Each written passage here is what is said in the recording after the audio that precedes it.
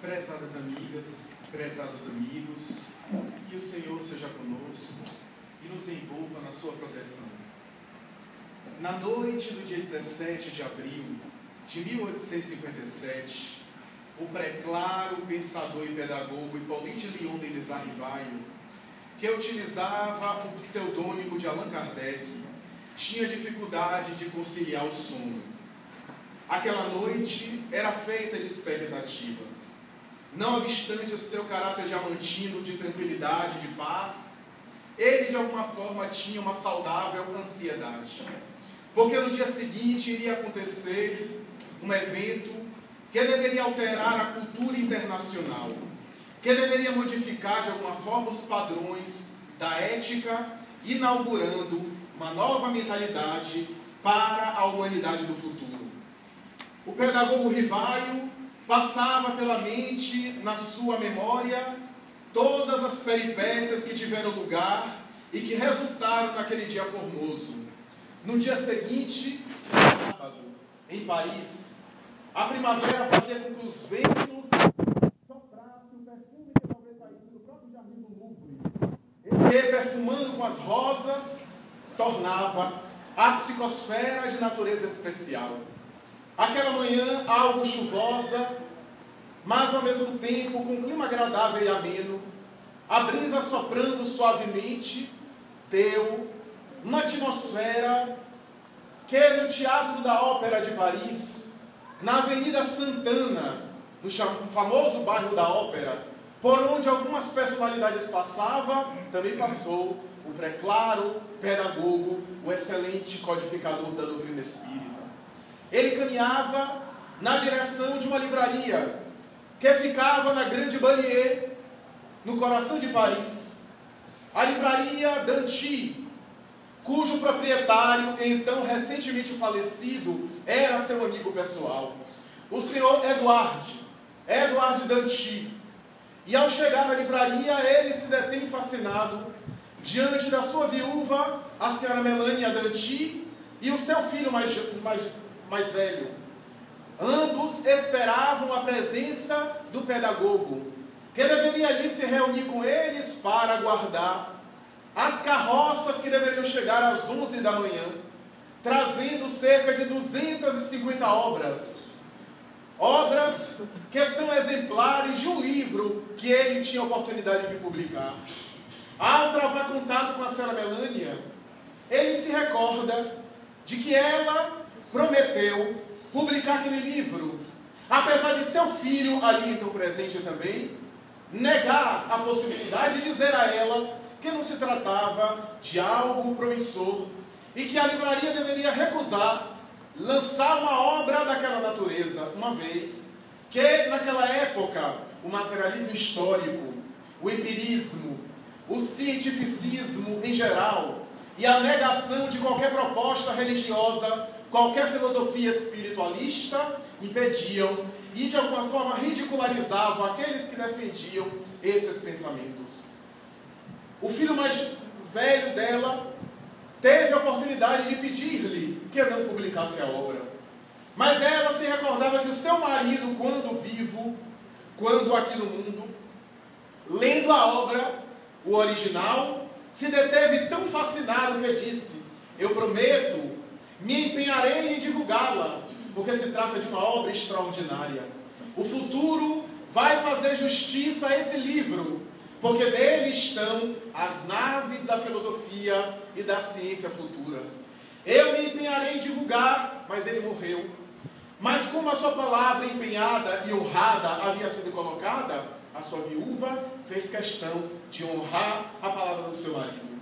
E ali, o pedagogo Hippolyte Léon Denis Arrivaille, a senhora Melânia Danty, o seu filho, esperavam as 250 exemplares que deveriam chegar às 11 da manhã, que foram lançadas para Saint-Germain-des-Laye, onde ficava uma impressora, uma casa de impressão de livros, para imprimir, para fazer a cópia e, naturalmente, voltar à origem daquela livraria.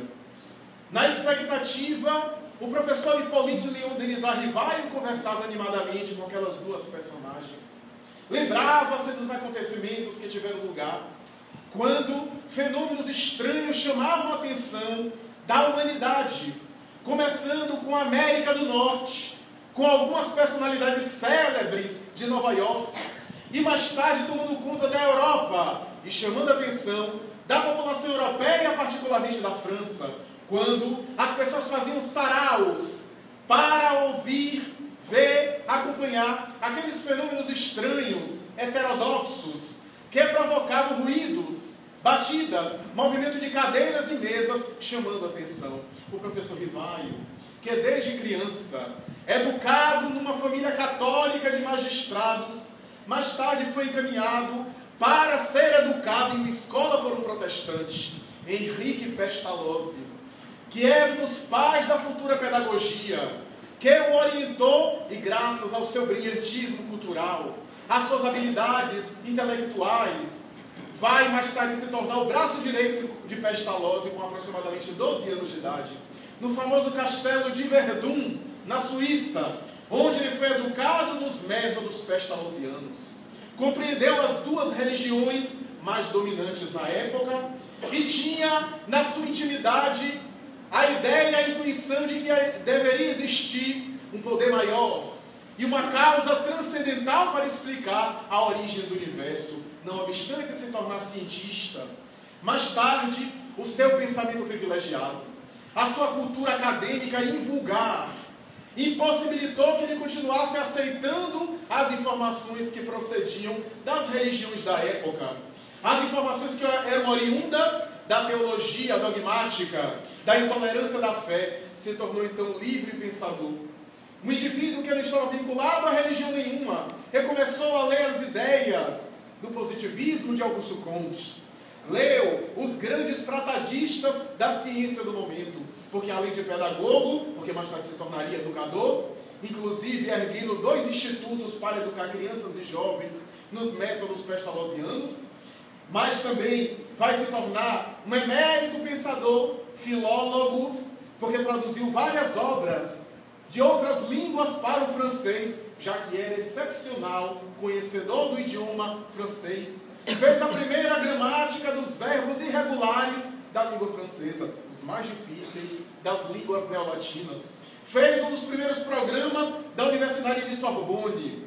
Esse homem cuja tese de doutorado foi defendida na Sociedade Científica de Arras, e que ele ganhou honra ao mérito pela defesa da sua manifestação quando ele defendeu os métodos pestalozzianos para os tempos contemporâneos. Esse homem extraordinário, que também dava aula de astronomia e de matemática, de química, de geografia, de medicina, embora não fosse médico. Esse homem extraordinário que apreendeu as ciências e era uma personalidade de destaque na cultura europeia e, por consequência, na cultura mundial, tinha uma intuição de que deveria haver algo acima da matéria que transcendia as perspectivas do mundo físico. Leu os grandes pensadores do materialismo, que estava em moda, mas intimamente, embora não aceitasse as religiões do momento, concebia a ideia de uma dimensão cósmica, de algo que deveria ser além da matéria, mas que não conseguia compreender. Tinha uma certa sensação de que deveria buscar esse sentido para a vida. E quando já era um homem maduro, por volta dos 50 anos, ele começa a investigar fenômenos, estudando inicialmente o magnetismo, que que se tornava célebre na época em face da associação que se fazia com a eletricidade, que na época havia sido identificado na ciência. E logo depois, em 1855, quando ele é convidado a participar de uma sessão por um amigo seu, o senhor Fortier, há uma casa de uma senhora famosa de Paris, a senhora Planemaison, que dava saraus e recebia pessoas famosas como Victor Hugo, como Alexander Dumas e outras personalidades, como Napoleão III, sobrinho de Napoleão I, que ali também tinha lugar. Ele participou dessas sessões, desse sarau, onde pessoas, algumas que eram vistas como sensitivas, era o nome que era colocado na época, colocavam as mãos sobre mesas e cadeiras, e as mesas, algumas de madeira jacarandá pesado, erguia-se no ar, e através de um código muito rudimentar, conversava com as pessoas. Ele que achava que a eletricidade, talvez, porque não se conhecia muito o que a eletricidade era capaz de fazer, pudesse talvez interferir na matéria inerte, nos corpos inanimados, tornando ou provocando movimentos, provocando manifestações e até a vitória sobre a gravidade. Naquele momento ele se dá conta que a explicação da eletricidade não pode preencher todas as lacunas, porque a mesa não apenas rodopiava e tinha certo movimento, mas tinha, entre aspas, inteligência, porque através de códigos respondia informações, algumas delas acima do conhecimento das pessoas presentes. Muitas reuniões a pessoa falava uma pergunta em francês e recebia a resposta em alemão. E aquilo chamou-lhe a atenção. O fenômeno evoluiu. Mais tarde, da mesa passou-se a prancheta, onde se acoplava em um instrumento adredemente estabelecido, elaborado, uma caneta ou um lápis. E as pessoas colocavam as mãos e a caneta se movia, escrevendo com facilidade, as manifestações eram mais rápidas. Mais tarde surgiu a chamada psicografia, a escrita indireta, quando da mesma forma que o indivíduo erguia as mãos, poderia tomar nas mãos o lápis ou a caneta e por impulso mecânico escrever sob uma força estranha. Surgia a manifestação psicofônica, outros fenômenos como de ectoplasmia, de materialização, fenômenos paranormais que chamavam atenção, que ele estudava e interrogava. Como era poliglota, teve a oportunidade de correspondência com várias residências e várias instituições que se dedicavam a estudar aquele fenômeno que ganhava moda em Paris. Era tão famoso esse fenômeno e era tão habitual, em que as pessoas participavam com mera curiosidade, seria uma ética, que mais tarde o escritor Leon Tolstói, na sua famosa obra Ana Karenina, chega a colocar em determinado momento na boca de uma das suas personagens um diálogo extraordinário, quando uma delas diz assim: sabe de uma? Eu não estou fazendo nada, você também não está fazendo nada, vamos participar de uma sessão de mesa girante. Era, portanto, uma espécie de passatempo, como se fosse um espetáculo de ilusionismo, de mágica, e as pessoas participavam sem procurar raciocinar qual era o mecanismo daquele fenômeno, o que é que estava por detrás daquelas manifestações. O professor Rivaio assim se manifestava, assim pensava, a sua curiosidade sadia, a sua análise fria para a pesquisa, o seu interesse em entender por detrás daquele fenômeno o que é que havia, quem é que movimentava. Ele percebeu que a mesa e a cadeira não podiam pensar, não podiam raciocinar, portanto, deve haver alguma força inteligente movimentando aqueles objetos, e a mesa e cadeira seria apenas uma bengala, uma ferramenta, um instrumento através do qual aquelas forças se manifestam.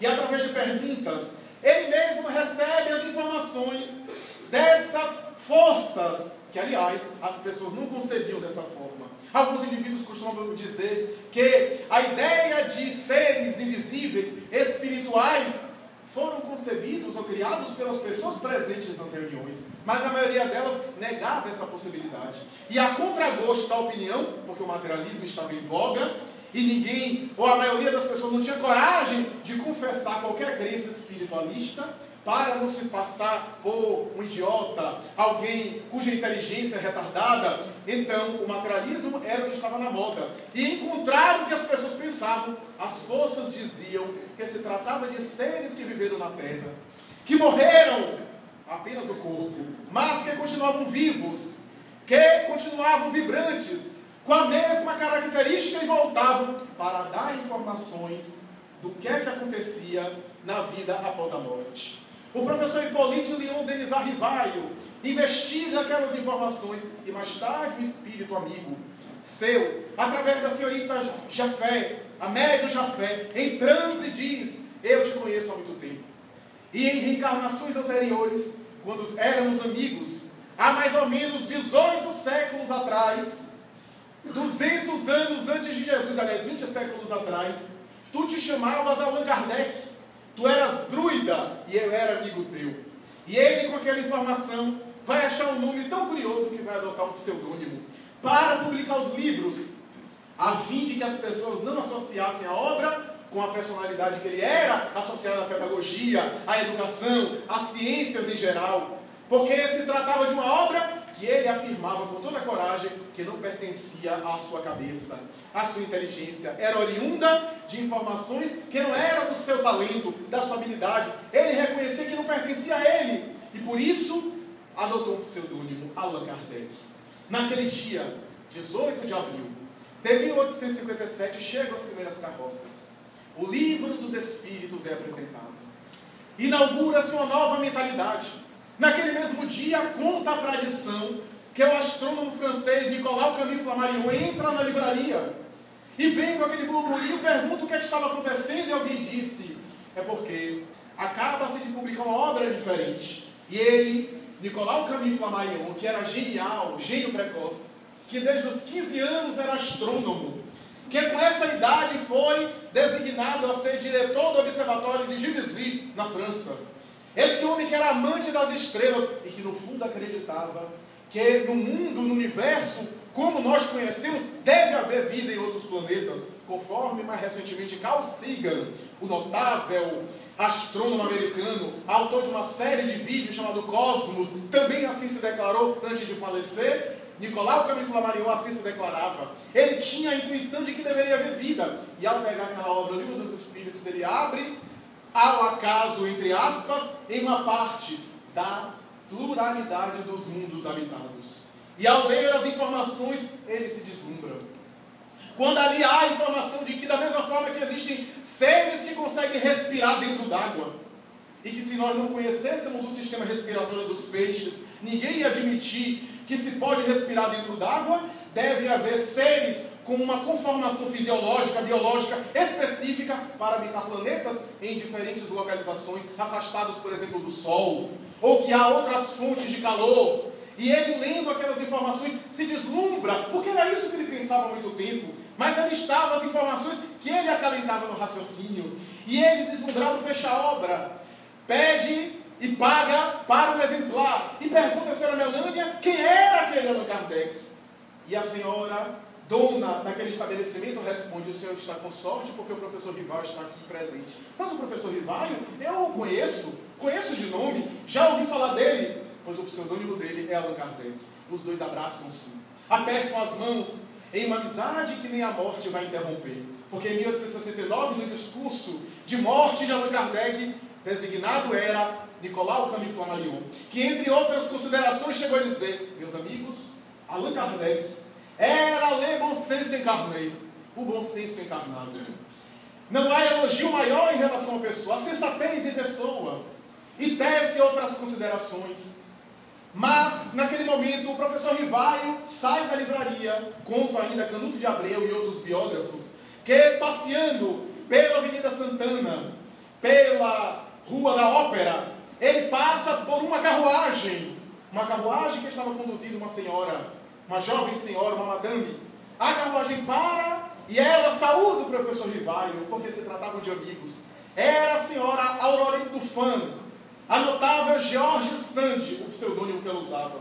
Essa mulher extraordinária que era esposa na época de Frédéric Chopin, o notável pianista romântico, que era uma das primeiras feministas que chegava a escandalizar o mundo se vestindo de homem, adotando um pseudônimo masculino para escrever, porque a mulher era proibida de escrever na época, adotando uma indumentária masculina para entrar no Café de Paris, por exemplo, que era proibido, e ela usava chapéu, roupa masculina, fumava charuto para escandalizar. Seu nome era algo controvertido, mas era uma das primeiras feministas, era uma das primeiras manifestações de luta contra o machismo e da libertação da mulher. E ela então saúda o professor e pergunta o que é que ele estava fazendo por aqui. E ele diz: acabo de publicar o livro dos Espíritos. E ela diz: mas do que se trata? E ele explica, e ela fica pálida, emocionada, e diz: eu lhe confesso algo, eu sei que isso é verdade. Eu agradeceria muito que você me enviasse por correspondência um exemplar dele. Aliás, um não, dois. Um para mim e outro para meu amigo Vitor Hugo, porque eu vou presenteá-lo também. Mais tarde, Vitor Hugo se torna espírita, muita gente não sabe. Inclusive recebendo mensagens mediúnicas de vários espíritos através do seu filho, Carlos Hugo, que recebeu inclusive o Lord Byron pela psicografia. Essa mulher extraordinária recebe a obra, agradece e vai dizer: eu sei que isso é verdade, porque muitas vezes na penumbra, na solidão, eu tenho sido instrumento de contatos com os chamados mortos, que voltam para se manifestar, para contactar comigo. Eu prometo que vou ler com carinho, mas teve a sabedoria de não divulgar, de não comentar nada especificamente sobre a obra. Por quê? Porque o seu nome era controvertido, estava envolvido em muitas polêmicas. A opinião que se fazia sobre ela não era das mais satisfatórias, das mais agradáveis. E por certo ela sabia que se ela emitisse qualquer opinião sobre a obra, talvez as pessoas associariam o seu caráter e a polêmica que existia na época em relação ao seu nome, e isso seria prejudicial à doutrina que estava nascendo, à divulgação daquele pensamento. Mas embora ela não comentasse sobre o livro, ela mais tarde escreveu uma série de obras falando sobre reencarnação. Essa extraordinária mulher, que era também amiga do professor Hippolyte Lyon Denis Arrivaille. O livro dos Espíritos é inaugurado. Todo ele é um contexto, um corpo doutrinário feito de uma lógica, de uma sequência extraordinária, com uma didática fantástica, para dizer que nós somos imortais, que a vida continua além do fenômeno da morte. E todo ele é para corroborar uma ideia antiga, porque a ideia do mundo espiritual está presente ao longo dos tempos. A história da humanidade é rica de fenômenos de contato com os chamados mortos, mas as superstições, a ignorância, a intolerância da religião fez com que o materialismo no século XIX vigorasse. As ideias materialistas, a dialética, os conteúdos de Marx, as manifestações de Hegel, apoiada na dialética de Hegel, as manifestações do empirismo britânico, do iluminismo francês, de uma série de pensamentos, deveriam abafar essa ideia que está presente em todas as civilizações e em todas as religiões. Todos os pensamentos religiosos falam, mas não podem desenhar, não necessariamente explicaram. O livro dos Espíritos explica, através do depoimento das próprias almas que vivem o mundo espiritual e que voltam para se manifestar. Na primeira pergunta, já há o desafio: que é Deus? A sabedoria desse homem pergunta: que é Deus? E não quem é Deus. E a resposta: inteligência suprema, a causa primária de todas as coisas. Mais tarde, Einstein, depois de ter toda uma vida, ou parte da sua vida materialista, vai fazer a sua profissão de fé e dizer que há um poder que está além do universo e preenche ao mesmo tempo o universo. E é essa a ideia que eu faço de Deus. Disse ele no livro Como Eu Vejo o Mundo.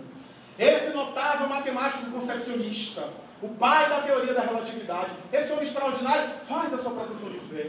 E o seu conceito de Deus é praticamente a mesma coisa do conceito que os espíritos deram a Allan Kardec, só que muitos anos antes. Mais de 50 anos antes, Allan Kardec já havia recebido as mesmas informações. No item 23 do Livro dos Espíritos, Allan Kardec pergunta: que é o Espírito? E os Espíritos respondem: o princípio inteligente do universo. O que é que vale dizer? Que se existe um princípio inteligente no universo, deve existir um princípio que não seja inteligente no universo. E Allan Kardec volta a perguntar no item 79, que definição se podem dar dos espíritos. E as entidades espirituais venerandas respondem: os espíritos são seres inteligentes da criação, que habitam o espaço fora do mundo material. O que é que vale dizer? Que o espírito é o princípio inteligente. E ao mesmo tempo os espíritos, o ser humano, são seres inteligentes da criação que habitam a humanidade e que depois libertam-se da humanidade, compondo uma nova humanidade fora da matéria. E o princípio inteligente da criação seria o elemento psíquico que está passando e metamorfoseando ao longo dos reinos diferentes da natureza, até se humanizar, até se tornar hominal, ao longo do evolucionismo. Tese apresentada pelo Livro dos Espíritos em 1857, antes de Charles Darwin apresentar a sua teoria evolucionista. Porque a obra de Darwin a respeito da teoria da evolução, da seleção natural e da luta pelas espécies vai ser apresentada 2 anos depois, em 1859. Allan Kardec e as informações do mundo espiritual abrem espaço para a concepção desse ser inteligente, que mais tarde a ciência contemporânea do século XX vem confirmando ao longo do tempo. Quando ele pergunta no item 621 do Livro dos Espíritos, onde está escrita a lei de Deus? Na consciência a resposta. Tese hoje investigada desde Carl Gustav Jung, que dizia que é um regente na nossa vida mental, um regente na nossa vida consciencial, que é a consciência, que é o self, cujo arquétipo está presente ao longo dos tempos, e que mais tarde a neuroanatomia funcional, os trabalhos com investigação da neuroanatomia funcional constatam que há elementos nossos orgânicos cerebrais que fazem ressonância com dimensões nossas da religião, da arte, do saber, do pensamento filosófico e que estão dentro de nós. Dizem as investigações com emissão de fótons, neuroanatomia com emissão de fótons e de pósitrons, constatando essa realidade. Quando vemos as pesquisas de Michael Persinger demonstrar que quando o indivíduo ora, medita ou fala algum termo associado à religião, determinada área do cérebro se identifica, começa a funcionar de maneira especial, que seria a área da glândula pineal, mais tarde referendada por André Luiz. Aliás, antes de Michael Persinger, na década de 40, quando André Luiz publicou uma obra através de Chico Xavier, Missionários da Luz, que fala sobre a pineal ou epífise, que diz a respeito dessa glândula, onde estariam ali funcionando os fenômenos paranormais, os fenômenos mediúnicos, e Michael Persinger chama o ponto de luz, porque literalmente o cérebro produzia partículas fótons, luz, se iluminava, a partícula que constitui a luz. Mais tarde, o psicólogo indiano Vilayalur Ramachandran, associado com a física quântica Dana Zohar, vão denominar esse ponto de ponto de Deus. E Dana Zohar vai, inclusive, dizer que nos lobos temporais possivelmente está a conexão entre a consciência, que é imortal, e que as religiões disseram que era o espírito, a alma, que é a mesma coisa, e o corpo material. E lança uma obra chamada Inteligência Espiritual. Essas colocações confirmam Allan Kardec, confirmam as informações, especialmente quando em 1975, uma elite de pensadores, de psiquiatras, endocrinologistas, cardiologistas, psicólogos e psicanalistas se reúnem para dizer de maneira uníssona que nós não somos apenas a matéria, que há fenômenos que não são necessariamente esquizofrênicos e patológicos, que são fenômenos normais, mas que estão em diferente categoria. Esses fenômenos de transe revelam um mundo novo, um mundo diferente, e que as enfermidades, as doenças, procedem de um espírito, de uma alma que é enferma, e que se manifesta no corpo essa enfermidade, seja por culpas, por conflitos, por problemas desta vida, seja por experiências e conflitos acarretados em outras encarnações. Esses notáveis cientistas fundam uma nova mentalidade chamada psicologia transpessoal, uma psicologia espiritualista ainda não totalmente compreendida pela maioria de nós. Essa notável mentalidade que abria espaço para uma nova mentalidade na área da psicologia, que até então eram 3 escolas, grandes escolas. A primeira força chamada behaviorismo, a segunda força a psicanálise com as várias teorias e os vários discípulos, e a terceira força a psicologia humanista, na qual estão presentes Abraham Maslow, Carl Rogers e o próprio Carl Gustav Jung, Elizabeth Kubler-Ross e outros que abrem espaço agora uma psicologia com alma, uma psicologia ecológica, uma nova mentalidade, tudo isso confirmando as notáveis colocações que os espíritos fizeram a Allan Kardec.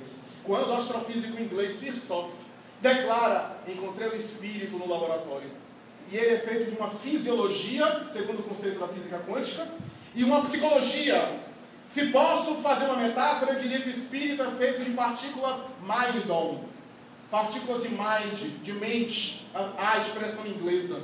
E ele é constituído de toda uma conformação, mas Allan Kardec já havia investigado. Porque depois do Livro dos Espíritos, ele vai estudar profundamente a realidade do mundo espiritual e como os espíritos se situam ali na matéria. Porque as religiões sempre acharam, sempre defenderam a ideia que a vida continua. É um arquétipo, uma certeza que em todas as culturas sempre houveram. Mas não podiam necessariamente explicar como é que era a vida após a morte. A teologia estabeleceu 3 lugares geográficos. Um transitório e 2 permanentes. Céu, inferno e purgatório. Mas isso não resolve uma série de questionamentos, que seria impossível a gente fazer aqui em poucos minutos. Mas há outras filosofias e religiões que estabelecem a ideia do juízo final. E assim nós vamos multiplicando, mas não se dá uma prova e uma confirmação de como é essa vida. Allan Kardec inaugura um conceito novo, porque interroga as próprias entidades que vêm dizer como estão. Fenômeno mediúnico sempre houve, mas ninguém teve a coragem e teve a meticulosidade que ele teve de investigar cada depoimento, para fazer uma espécie de estudo geográfico, um estudo demográfico da sociedade do além-túmulo, para reunir e trazer, e do Livro dos Médiuns, publicado em 1861. Ele inaugura uma nova mentalidade para que o indivíduo possa não apenas contactar o mundo espiritual, mas ter as informações de como é o mundo espiritual, a fisiologia, a sociologia, a antropologia, a psicologia do mundo espiritual. E é nesse ínterim que ele estabelece várias colocações do capítulo do laboratório do mundo invisível, quando ele vem dizer que os espíritos constroem populações no além, à semelhança da terra, porque o mundo espiritual é cópia imperfeita, o mundo material é cópia imperfeita do mundo espiritual, e não o contrário. Porque nós vemos também, alguns de nós pensamos o contrário, fazendo do mundo espiritual uma cópia do mundo material. E a colocação é diferente. É o mundo material que é uma cópia imperfeita do mundo espiritual, do mundo além da vida física. E no depoimento dos espíritos, ele traz informações extraordinárias. Mais tarde, graças ao controle universal dos espíritos, as informações se repetiam, inclusive aqui no Brasil, com vários médiuns, Ivone Pereira, nas suas notáveis obras, Chico Xavier, nas suas manifestações através de André Luiz, e outros médiuns trouxeram a ideia de colônia espiritual, que nada mais é do que um agrupamento de espíritos reunindo-se, identificando-se, e que, após a morte, continuam vivendo a vida espiritual com os mesmos hábitos que cultivaram na vida física. Aqueles que têm vícios chegam no mundo espiritual por dificuldade de se libertar dos vícios e precisam passar por tratamento. Os tratamentos que não fizeram aqui, ou aqueles que começaram aqui, continuam lá. Aqueles que têm determinado desafio e aqueles que conseguiram vencer as vicissitudes da terra, encontram lá a amplitude de dar continuidade às suas manifestações, à sua virtude, os seus valores que foram estabelecidos aqui na terra. Então a ideia de colônia espiritual veio depois, que não era a partir de um espírito apenas. Porque Allan Kardec vai dizer, quando uma informação venha apenas através de um médium e através de um espírito, nós não podemos considerar isso espiritismo. Se trata da opinião pessoal de um autor. O espiritismo, ou a opinião dos espíritos, ocorre quando uma mesma informação chega pelas vias mediúnicas através de vários médiuns. Médiuns que não se conheçam às vezes, que não estão na mesma região, de espíritos diferentes que se comunicam, porque aí é um consenso do mundo espiritual, procede de uma mesma fonte, e essa fonte é autêntica.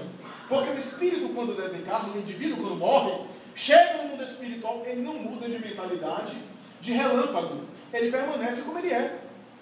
Se existe alguém aqui que, por exemplo, é muçulmano, ao desencarnar, vem falando de Alá, de Maomé, e não necessariamente de Jesus.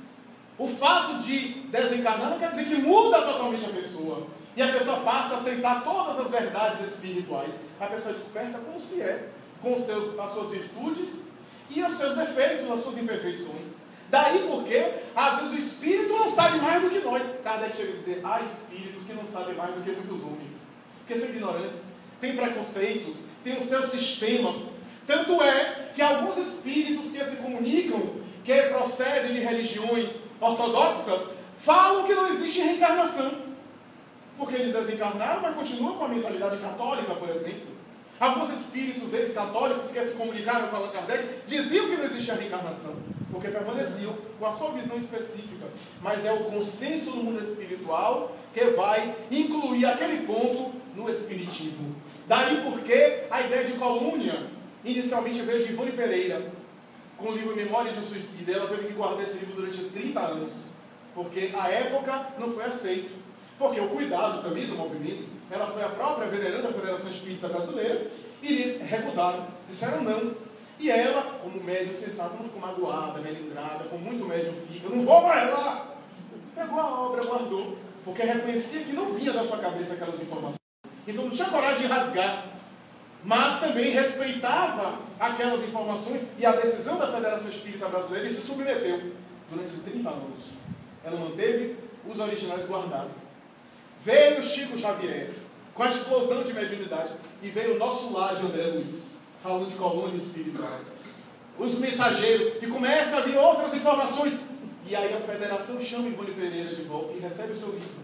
Mais tarde, em 1950, em uma reunião que houve em Uberaba, ou melhor, em Pedro Leopoldo, Chico Xavier com Ivone Pereira disse: Ivone, André Luiz está aqui do meu lado, está dizendo que Memórias de um Suicida foi a maior obra mediúnica dos últimos 50 anos e será a maior obra mediúnica dos próximos 50 anos. Mas era necessário que ele viesse antes para estabelecer o conceito de colônia espiritual e outros médiuns confirmarem. Então a doutrina espírita é isso. Mas nós vimos, às vezes, as informações despropositadas. Eu não vou citar porque eu não sou a matéria do mundo e não tenho o direito de citar publicamente essa ou aquela pessoa. Mas nós temos visto informações mediúnicas de conteúdo, no mínimo, contestável. No mínimo, que permanece em dúvida. Que alguns espíritos ou pseudo-espíritos que estão invertendo a situação e fazendo com que o mundo espiritual seja uma cópia daqui e não o contrário. Com situações até esdrúxulas. Não é essa a informação que nós recebemos da própria codificação e as informações mediúnicas que procedem do além, mas que há sim vida no além. Que os espíritos vêm e apresentam-se, como diz Allan Kardec, fluidicamente com a sua aparência. Alguns perguntam, mas como é que a aparência da roupa? Joana d'Arc, quando estava presa, e quando os seus inquisidores disseram: nega tudo aquilo que você diz que vê, mas não posso negar porque eu vejo. Vejo santos. E ela começa a dizer São Miguel, Santo Agostinho, alguns santos da Igreja Católica, ela começa a falar, e alguns venerando os anjos do agiológio católico, e ela declara ali os nomes, e alguém diz: ela está blasfemando, vamos levá-la para a fogueira. E alguém perguntou: e você vê eles, os anjos, despidos ou com roupa? E ela dá uma resposta extraordinária: você acha que Deus não teria algo para vesti-los? Da mesma forma, há elementos fluídicos, diz Allan Kardec, porque em uma reunião mediúnica com ele, com Allan Kardec, ele refere-se a um homem que viveu em Paris e que costumava usar determinado óculos, e ao desencarnar o homem volta e aparece com o mesmo óculos. É claro que não era o mesmo óculos que ele usou na Terra, mas a sua psicologia, os seus condicionamentos, a sua irradiação psíquica fizeram a atmosfera na sua aparência, no corpo espiritual, o perispírito que Allan Kardec estuda no Livro dos Médiuns, que é plástico, que sofre a ação do pensamento, que sofre a ação do impulso do espírito. Daí espíritos atormentados, deformados no além, por conta do ódio, da vingança, da agressividade, e espíritos esbeltos, espíritos que irradiam luz por conta da sua conduta mental, que se irradiam no corpo espiritual, que Allan Kardec expressa muito bem. Então a doutrina espírita estuda essa realidade. Vem dizer que da mesma forma que o espírito pode fluidicamente criar uma tabaqueira, como era o caso do homem da tabaqueira, que ele também se refere no Livro dos Médiuns, ou óculos, o espírito pode criar vestimentas específicas, aparências específicas e também cidades. Com o mesmo material fluídico, que é moldado psiquicamente, ele pode criar verdadeiras cidades espirituais, que são as colônias, e que eles ali habitam para naturalmente viver a continuidade da vida material. Allan Kardec, portanto, já dizia isso, porque no livro A Gênese, no capítulo dos fluidos, Ele falava sobre isso. Mais tarde em Obras Póstumas ele fala de massas espirituais. E ele levanta a possibilidade desses conglomerados espirituais. Mas foi a literatura mediúnica depois de Kardec, com as obras subsidiárias à codificação, que vieram, de alguma forma, atualizar, isso é, acrescentar e trazer colaborações às informações que já estavam lá na base, na origem do pensamento kardeciano. Me permito ilustrar com um caso algo engraçado. No jornal argentino La Nación, de setembro de 1947, houve um caso que foi publicado na época e que chamou a atenção, porque se dizia que na cidade de Lisieux houve um homem, Jean Frichet, que era casado com Georgette Passeurier. Esse homem, que ficou viúvo muito cedo, novo, jovem ainda, porque ela desencarnou de uma doença fulminante, e ele ficou viúvo, resolveu casar-se por segundas núpcias. E começou a se envolver, a enamorar-se, e mais tarde noivou a filha do meritíssimo juiz da cidade. Houve então a programação do casamento, e então, naquele claro escuro que antecedia o casório, já noivo, ele em determinado dia, em determinada noite, na sua casa, dormindo, de madrugada, ele sente alguém entrar, alguém adentrar-se no quarto, ele olha estupefato, era Georgette Passeurier, que olha para ele e diz: Jean, eu estou muito decepcionado com você. O nosso compromisso foi ad aeternitate. Você prometeu fidelidade comigo, para comigo. E agora já está mal, meu corpo esfriou na sepultura e você já está se envolvendo com essa outra. E ele ficou naquela coisa, porque os homens não têm medo dessas coisas. Quase desencarnava ali pálido. E ela se diluiu diante dos seus olhos. Ele ficou estupefato. Foi e procurou conversar com o meritíssimo juiz, o seu futuro sogro. Desabafou. E ele, senhor experiente, disse: Jean, eu sei o que é isso. Isso é libido. Você está viúvo já há algum tempo. Isso é um pouco de histeria. Os homens também têm histeria. Quando você se casar com minha filha, essa situação vai se resolver. Pode ficar tranquilo. É uma alucinação psicológica. Mas o tempo passa e aquela alucinação continuava frequentando as noites. Um dia ela apareceu e disse: olha, eu estou realmente muito decepcionada. Estou muito decepcionada e quero que você grave muito bem isso, que eu não vou esquecer.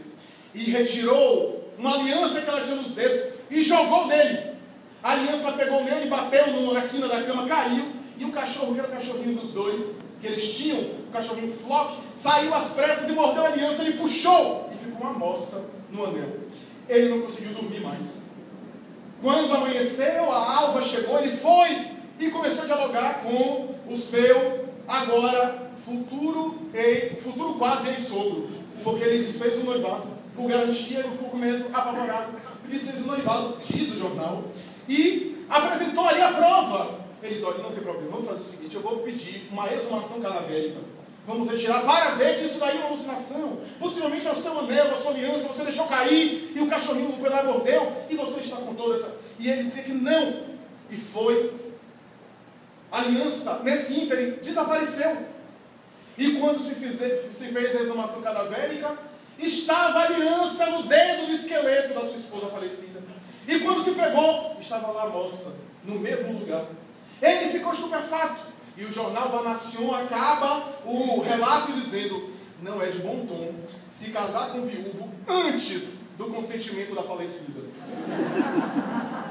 Era, portanto, mulher no além, ciumando no além, porque o espírito desencarna e continua na mesma situação, com as mesmas características. Ele desencarna como se é, levando as consequências dos atos que cultivou na terra. Meimei, a notável Meimei, que era a esposa, professora inclusive, dedicada e morreu muito cedo, esposa do nosso confrade do movimento espírita, Arnaldo Rocha.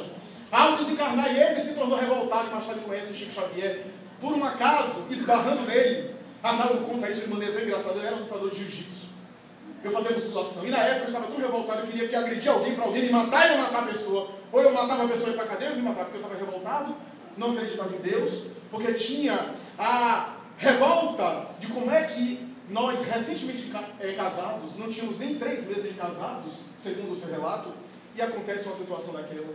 E minha Meimei desencarna daquela forma. Irma de Castro, que era o nome dela. Meimei era um apelido de casamento, meu amor. E quando passou um homem modesto, feio, insignificante, eu esbarrei nele, os papéis caiu, e naquele ínterim, eu olhei para ele, eu já vi para agredir, mas fiquei até com pena daquele homem, daquele matuto. Ele olhou para mim e começou a recolher os papéis, e eu estava revoltado, eu queria alguém para agredir ou me agredir. E aquele homem passou a mão no meu rosto. Naquela época, década de 40, um homem passar a mão no meu rosto era uma coisa horrorosa. Eu já preparei para um golpe quando ele disse Naldinho, Naldinho. Era a forma como ele me chamava. Nossa, a minha irmã está fazendo aniversário hoje. Você esqueceu do aniversário dela? Está tão revoltado com a partida dela que esqueceu que é o aniversário dela hoje. Ela está aqui comigo. Esse homem é louco. E começou a descrever coisas, dar informações. Era o médium Chico Xavier, mais tarde se torna espírita, diretor do grupo espírita Memei, o reunião mediúnica que Chico Xavier participava. Era o doutrinador, inclusive, dos espíritos que dialogavam através de Chico. Ele que vai reunir as informações da obra Instruções Psicofônicas, Falando à Terra e Vozes do Além. Foi ele que reuniu as informações desses livros, que eram informações que chegavam na reunião mediúnica Memei. E ele vai se tornar espírita, dedicado, e um dia, em uma reunião célebre, ele vai dizer, em materialização, aparece a antiga Memei. Materializada, cumprimentando as pessoas, se aproxima de mim e diz, você está tão linda. Ela estava com uma roupa que eu adorava, uma roupa que eu havia lhe dado de presente. O perfume característico dela, eu emocionei-me, não consegui articular a palavra porque eu só fazia chorar. E ela disse, o que é que há? Você acha que por conta de eu estar desencarnado eu não me preocupo com minha aparência? Eu continuo sendo mulher. E não ia aparecer aqui para você desleixada? Então vocês vejam que deve ter lá tratamentos do além, escova progressiva, essas coisas devem ter tudo lá. Mas deve ser de outra natureza, conforme os méritos pessoais. A doutrina espírita, portanto, vem nos dizer que cada um é aquilo que constrói de si mesmo. Que ninguém vai usufruir da colheita do vizinho do próximo. Como ninguém vai sofrer as consequências dos atos alheios. Cada um é semeador da própria vida. Somos livres para semear, como se diz, mas obrigados a colher a semeadura que fizemos. Por outro lado, nós nos sensibilizamos muito com os casos de espíritos sofredores. Nunca me esqueço que Edivaldo Franco certa vez falou da irmã sua, Nair Franco, que ele tinha uma diferença de idade para ele de quase 20 anos, porque ele é o 13º filho de uma família prolífera, e ela é uma das mais velhas. Quando ele era criança, ela já estava casada. Mais tarde, por uma situação difícil no seu casamento, uma situação conjugal difícil, ela, de temperamento forte, resolveu suicidar-se. Ingeriu uma alta dose de veneno e matou-se de maneira destruidora, mas não morreu. Ele disse, desde cedo, desde jovem, com a minha mediunidade explodindo, eu via Nair despedaçada. Desde o ano de 1947, quando ela suicidou, até o ano de 1977, 30 anos depois, ela parecia dolorida, dizendo, veja o que o suicídio fez em mim. Arrebentado no seu aparelho respiratório, no seu aparelho gástrico. E um dia, quando me transferi aqui para Salvador, e passava por situações financeiras difíceis, quase não podendo me alimentar, ainda não havia passado no concurso do antigo IPASE, e tendo dificuldades muito grandes, experimentando situações difíceis, eu cheguei ali, assessorado por entidades perversas que me obsidiavam na época, em frente ao elevador Lacerda, olhei para baixo e pensei em suicidar. E coloquei uma das pernas e fiquei mentalizando ali, fazendo a mentalização do ato. Quando minha irmã Nair apareceu-me, além de para onde eu ia me jogar, flutuando e dizendo, não faça isso, você é louco, veja como eu estou, arrebentada. E ele vai dizer mais tarde, minha irmã Nair reencarna como uma criança, aqui mesmo em Salvador, que eu tive a oportunidade de ver, e Joana de Ângelo me disse que se tratava dela, uma criança com lábio leporino, com dificuldades gastro e respiratórias, que ia desencarnar mais tarde com 8 anos de idade, não viveu muito, por conta do antigo suicídio que ela cometeu. A realidade no além, o espírito, portanto, prossegue como se fez, prossegue como se é. Certa vez, em reunião mediúnica, a mim também muito me confrangeu um caso de uma mulher que apareceu em nossa reunião, desencarnada. Ela disse, eu fiz 15 abortos na Terra, mas o que me sensibilizava é que ela estava com alguém agarrado no seu útero, sangrando muito, segundo o médium companheiro vidente, que percebia. E ela ensanguentada, como se tivesse acabado de cometer um aborto, mas o ventre inchado. e o espírito alojado no útero dela, dizendo: fui eu, psiquicamente, que me agarrei a ela, depois de tanto ser expulso do seu ventre e ter a oportunidade de nascer negado, eu me alojei e dei início ao câncer de colo uterino, através da minha irradiação de ódio, que a sua consciência de culpa, porque ela tinha débitos, assimilou. E deu início à metástase, ou melhor, ao processo de neoplasia e mais tarde a metástase, que veio a ela desencarnar dessa forma. Estamos aqui ligados. E o mundo espiritual, mais tarde, nos informou que eles iriam ser recambiados para reencarnar como chifópagos, irmãos siameses. E diz Humberto de Campos Espírito: disputaram tanto um corpo que renasce agora também compartilhando o mesmo corpo, para poder sublimar as experiências e transcender as vicissitudes do passado. A doutrina espírita, portanto, tem essa realidade. Para concluir, permitam-me, nesse translado aqui do laboratório do mundo invisível, onde a Kardec fala sobre as vestimentas, sobre as aparências, sobre a indumentária dos espíritos e as colônias espirituais, ali está em germe no livro dos médios, que é inclusive um conceito, um aspecto muito importante para o trabalhador de mediúnica, porque muitas vezes, no contato com os espíritos, nós temos que ter esse conhecimento para saber, por exemplo, o espírito está envergando determinada dor. Ele, por exemplo, foi morto, assassinado com um tiro, e ele sente as dores ainda impregnado perispiritualmente dos fluidos, porque a sua mente permanece revoltada. Porque se ele já tivesse perdoado, aceitado, ele transcenderia e se libertaria daquelas sensações dolorosas. Porque quanto mais ele se revolta, mais ele se apega e fica chumbado, digamos assim, ao solo terrestre. Tudo isso o trabalhador de mediúnica tem que saber, para ter a noção maior de como ajudar aquela entidade ali desencarnada. Para saber, por exemplo, pela uma ideoplastia, dizer: agora vou lhe aplicar um remédio, fecha os olhos, vou lhe aplicar um remédio, vou lhe induzir. É uma hipnose, é um processo de hipnose, e vai induzir: vamos fechar essa ferida, e começamos a aplicar fácil, e lentamente ele vai se reconstituindo, porque nessa indução psíquica, ele também assimila, e desencarnado é mais fácil, ele assimila, e naturalmente os espíritos também operam, e ele fica radicalmente curado. Mas ele tem que ter essa ideia dessas induções. Mas para concluir, permitam-me narrar dois casos. Um deles já contei. Mas antes, gostaria de contar um caso que muita gente não sabe que aconteceu com Coelho Neto, o grande escritor, imortal da Academia Brasileira de Letras. Um dos grandes escritores da história da literatura do Brasil. Um dos mais prolíferos escritores. Esse homem que era um verdadeiro adversário do espiritismo. Perseguia de maneira inclemente a doutrina espírita. Declarava de público, com a sua oratória inflamada, que os médiuns eram psicopatas, que os espíritas levavam as pessoas à loucura ou a possessões demoníacas. De tradição católica, Coelho Nélio rechaçava e via os espíritas como se fossem os leprosos da Idade Média. Era um ferrenho adversário, mas aconteceu uma tragédia que se abateu sobre sua família. A sua filha Júlia tinha uma neta, Esther, e Esther era a alegria da casa, porque o seu genro, portanto o marido da Júlia, havia desencarnado.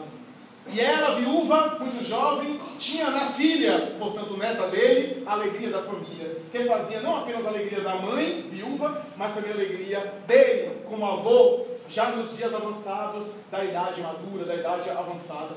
Então, era a alegria. E Esther vem a desencarnar de maneira dolorosa, deixando um grande abatimento na família.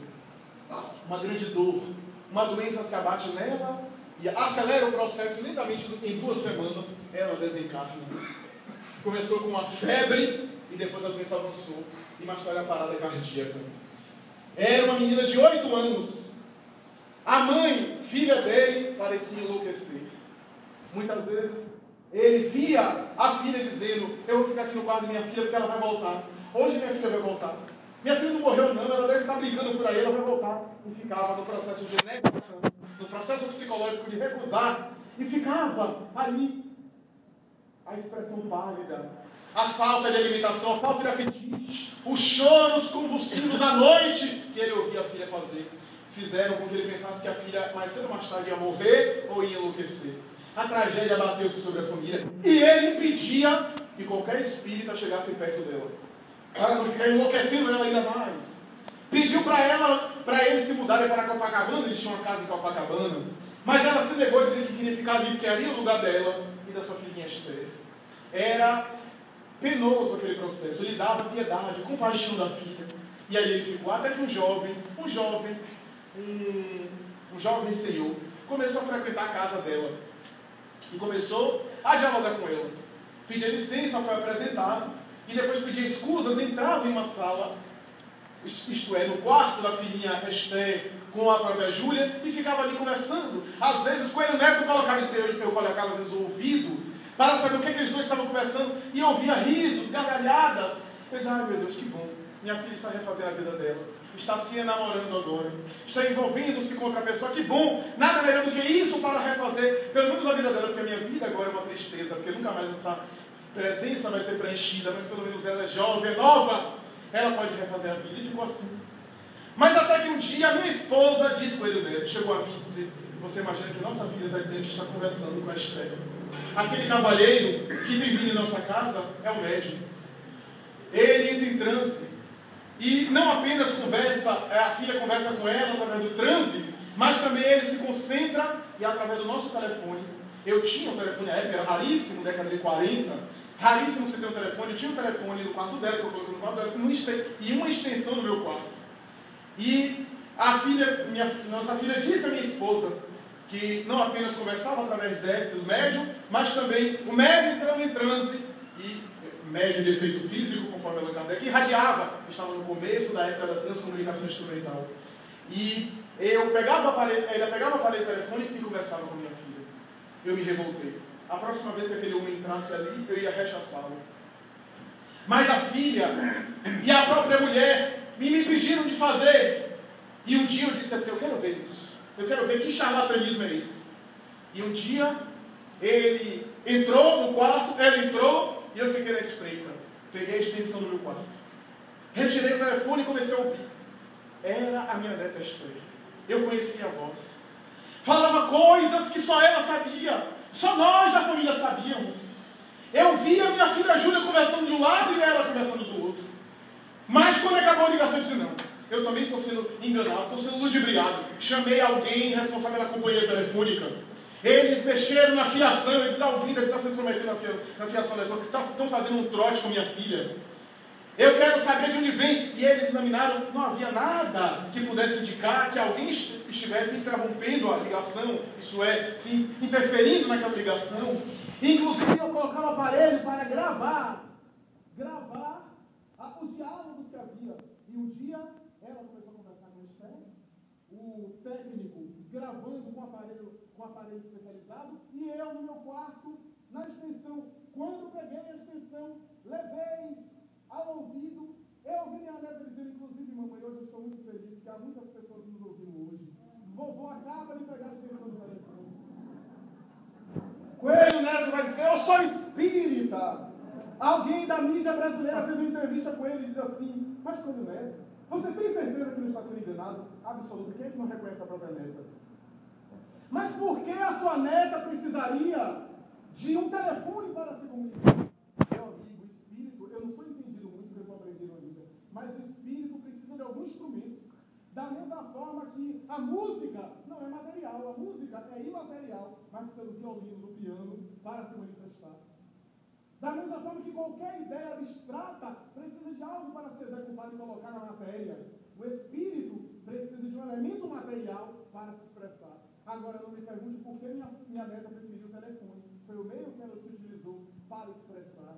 Essa é a realidade. Precisamente estava definindo de maneira perfeita a comunicação com o mundo espiritual. Porque Allan Kardec vai dizer, a ação do espírito sobre a matéria precisa sempre de elemento intermediário, que é o médium. Mesmo que por telefone, era o médium ali presente que irradiava fluidicamente as forças para que ela pudesse imprimir na fita magnética, na comunicação telefônica, a voz dela, que passava por elementos mediúnicos. A doutrina espírita, portanto, tem toda essa realidade. E para concluir, permitam-me dizer que eu vivi uma experiência, que já contei aqui algumas vezes, e que seria fastidioso aqui detalhar muito, mas rapidamente, quando eu estudava a doutrina espírita no início, eu era muito empolgado com a arte e as colocações de Allan Kardec, entusiasmado. Eu, muito jovem, foi quase ontem, né? Muito jovem, e preparando-me para o vestibular, lendo a época ali, inclusive, o livro dos médiuns, estudava, eu empolgado com as informações mediúnicas, também vivenciei um processo em minha família. Uma tia nossa, que foi uma segunda mãe minha, desencarnou de maneira dolorosa. Leucemia, um processo cruel. Anos depois eu fui saber que ela era espírita, frequentava uma casa irmã, a Casa de Oração Bezerra de Menezes, em Brotas, aqui em Salvador. E aquilo me sensibilizou muito. Espírita militante dedicada. É um exemplo, um dos exemplos da minha atual existência. Nunca eu a vi irritar-se, desequilibrar-se. Era a minha segunda mãe e ela teve uma influência muito grande em mim e em minhas irmãs, especialmente uma das minhas irmãs, que tem uma afinidade profunda em relação a ela. Essa senhora que mais tarde entrou no processo cancerígeno, uma leucemia que levou ela a dores cruéis, que ela com um estoicismo, com uma resignação verdadeiramente apostolar, e que eu acompanhei sem compreender aquela situação, porque na época eu estava ainda entendendo a doutrina espírita, eu a vi desencarnar de maneira dolorosa. Ela inclusive chegou para minha irmã e disse: fulana, se por acaso você tiver a oportunidade de se casar, eu não vou ter a oportunidade de acompanhar você no seu casamento, fisicamente, mas estarei lá em espírito, minha filha, e você sentirá minha presença oportunamente. Aquilo sensibilizou a todos nós. Ela tinha uma ligação muito grande. E eu lia as obras de Kardec. Um dia que eu passava por situações dolorosas, começava a enfrentar alguns desafios pessoais, como todos nós. Eu lendo, inclusive, uma das obras kardecianas, adormeci. Eu me recordo como se fosse eu adormeci numa poltrona que tem na sala de casa. Eu ouvi meu pai falando alto no telefone. Você vê que é genético, né? A gente já fala alto. Então, meu pai falando alto no telefone com um amigo, conversando. Eu me lembro, inclusive, quem era, o assunto. E eu adormeci. E senti, como os médios costumam dizer, costumam retratar, a dissociação perispiritual em relação ao corpo, as moléculas do perispírito, aquele tremor, o tremor que envolve o indivíduo e que faz ele libertar-se parcialmente da matéria. Senti-me sair do corpo. Era uma movimentação estranha, obedecia ao meu pensamento. Senti-me, como diz Ivone Pereira, da cintura para cima. Os membros inferiores eram difíceis de sentir e me senti como se estivesse deslizando. Fiquei algo expectante, olhei para baixo e vi o corpo tão bonitinho ali dormindo. E ouvi a conversa de meu pai que continuava. E fui na direção de onde ele estava, não sei porquê, fui impulsionado para ir, não intencionalmente. E ao chegar, ele estava sentado na cama, perto do telefone conversando, e do lado dele estava a minha tia, com a roupa que lhe era habitual. Eu abracei-a e abracei com emoção profunda e senti um perfume que ela usava. Um perfume bem específico que ela usava, bem suave. E eu tentei falar, porque na época eu frequentava muito algumas casas, inclusive no Centro Espírita Paulisteiro, que eu comecei a fazer grupos de estudo, e ia às vezes na doutrinária, sentava, e ficava orando, às vezes orando por ela, e eu pensei em dizer a respeito das orações que eu fazia por ela, e ela disse assim, olha, adivinhando meu pensamento, como é que ela adivinha meu pensamento? Ainda era ignorante em relação a muitas coisas, e ela dizia assim, olha, não preciso acompanhar você lá para receber suas orações, porque eu tenho recebido elas. Nós aqui somos muito sensíveis à oração, meu filho, todos nós. Eu me emocionei, ela me disse coisas, outras coisas que não vale a pena, disse-me, emocionei-me muito, e depois fui voltando à matéria. Despertei, continuava ouvindo o diálogo, era a prova de que não era uma alucinação, esqueci-me. Anos depois, fazendo uma palestra como essa, em uma cidade fora de Salvador, daqui na Bahia, emocionado, falando sobre vida espiritual, eu senti-lhe a aproximação. E ao sentir a aproximação, eu me emocionei, controlei a emoção, o público não percebeu, quiçá, e eu senti-lhe a presença, e uma sensação me dizia que era ela. Continue falando, permaneça falando, diga que nós somos imortais, que a vida continua, que vale a pena viver na terra e amar, vale a pena fazer todo o bem possível, vale a pena aproveitar cada minuto da existência corporal, porque é o passaporte para a saúde ou para a tristeza no mundo espiritual. Diga a eles que vale a pena viver, que nós espíritos continuamos vivos, que os mortos estão em pé, que os nossos amores que se foram pela morte não se destruíram, estão vivos, são almas vivas e vibrantes e nos esperam logo mais cedo do que nós imaginamos, porque a vida física é muito rápida. Diga a eles que vale a pena aproveitar para fazer o bem na terra, porque a vida espiritual prossegue da mesma forma e os mortos estão de pé. Eu emocionei e falei, e até hoje eu não paro de falar, vocês costumam ver, né? Essa, portanto, é a mensagem que está na obra O Livro dos Médiuns. No Livro dos Médiuns, no Laboratório do Mundo Invisível. Reflitamos, estudemos a doutrina espírita. Esses conceitos para que nós possamos sintonizar cada vez mais com essa vida espiritual que prossegue. Porque além do portal de lama da sepultura, existe vida. E nós vamos viver. Muita paz.